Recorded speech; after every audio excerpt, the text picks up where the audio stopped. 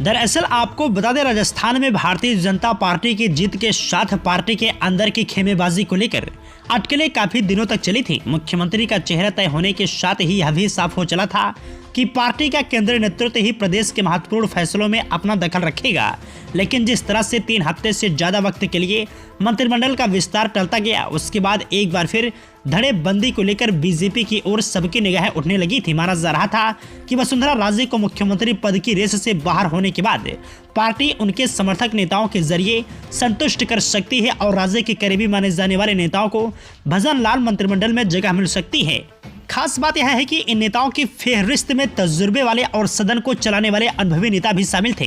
इनमें मालवीय नगर से जीतकर आए 8वीं बार के विधायक कालीचरण सर्राफ और छबड़ा से जीते हुए 7 बार के विधायक प्रताप सिंह सिंघवी भी शामिल है। दोनों ही नेता वसुंधरा राजे के साथ मंत्रिमंडल में शामिल रहे थे और इस बार भी उन्हें प्रबल दावेदारों में माना जा रहा था।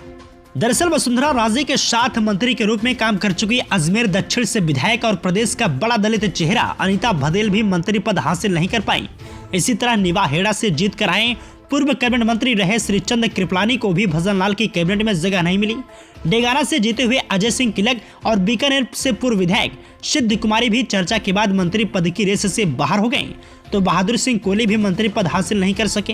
हैरानी की बात यह रही है कि पिछली राज्य सरकार में ऊर्जा मंत्री रहे और 6 बार के विधायक पुष्पेंद्र सिंह राणावत भी मंत्रिपरिषद में शामिल नहीं हो पाए। वहीं अनुभवी नेता जसवंत सिंह यादव भी राजे के करीबी माने जाते हैं और उन्हें भी निराशा हाथ लगी।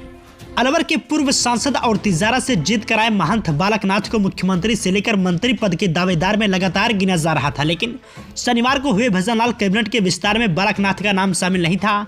इसी तरह एक और धार्मिक चेहरे के रूप में पोखरण से विधायक बने महंत प्रतापपुरी की चर्चा जोरों पर रही। दलित और अनुभवी चेहरे के रूप में जोगेश्वर गर्ग का नाम भी उछला, लेकिन नतीजा सिफर रहा। इसी तरह नवछम चौधरी, विश्वराज सिंह मेवाड़ को लेकर भी बातें हुई, पर इन नामों को सुर्खियां बटोरने के अलावा कुछ हासिल नहीं हुआ।